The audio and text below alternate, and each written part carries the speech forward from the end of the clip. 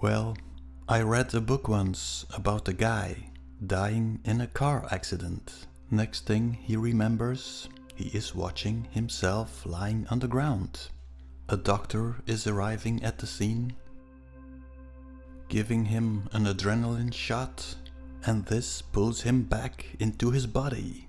My conclusion would be that you probably have layers of observation. Question is, would there be a final layer? This layer certain people would call God. God is watching us. The triangle and the eye. The pyramid of the Illuminati. They want to kill us all. But who are they? You have the Eye of Ra. Other people would say, it's my guardian angel watching over me. Some people observe multiple eyes. The Watchers. Native people would call it the ancestors. So going back one layer at a time is associated with death. But what would be associated with birth? That would probably mean that you have to create a new layer with a new observer. But the problem is, when the observer observes another observer, it becomes the observed. In comes sin, the deadly sin of lying. How would this work? Between the old layer and the new layer, you put a mirror screen. Now the observer is looking at himself. Hey, is that me in the mirror? No, that is the Kuiper belt. And this is Mars. And this is the Milky Way. Okay then, but what do I look like? This is you. Hey, is that me there in the firmament? Ha ha ha. No, that is the moon. And these are the planets and the stars. Okay, but what do I look like? This is you. So the question is, who has created sin? Who has created this reflective layer? Who has put us in a reflective ball? Why is it always replicating itself? An observer in an observer in an observer. And where will this end?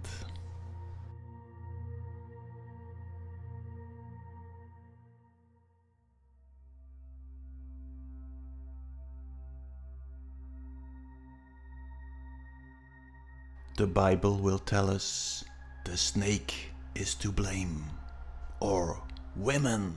You stupid woman! In my opinion, the answer lies in a much older story, the story of Horus, Osiris and Isis, because there you have a perpetrator, an evildoer. We will rid the world of the evildoers. The two-horned Set, or Satan, bringer of torture and pain.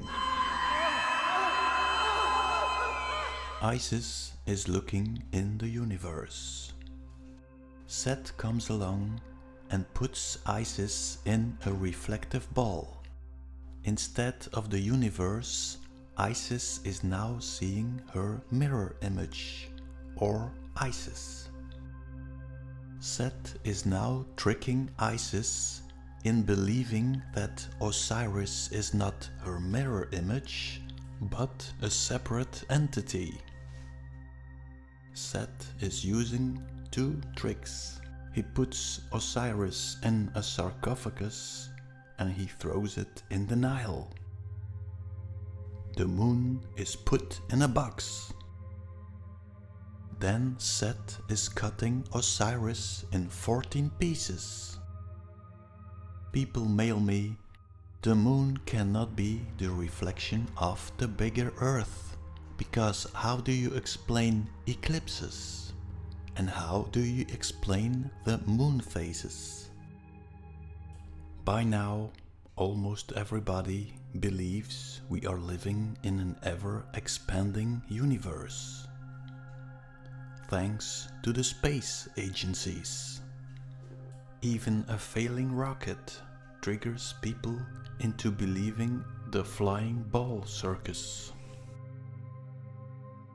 Let's fly to the dark side of the moon.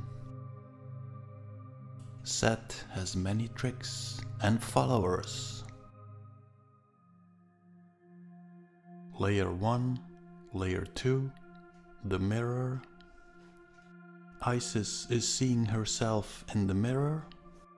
In the meantime, behind the mirror, Set is creating Horus. Horus, invisible for Isis, is being projected on the backside of the mirror. Now you have an overlay of two reflections.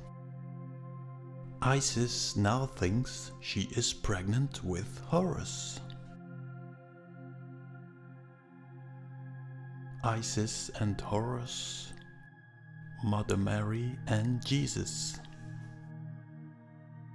Mother Mary. Mary in Latin is Mare, sea. Then we have Jesus. Jesus is Ichthus, associated with the fish. So the water is giving birth to the fish.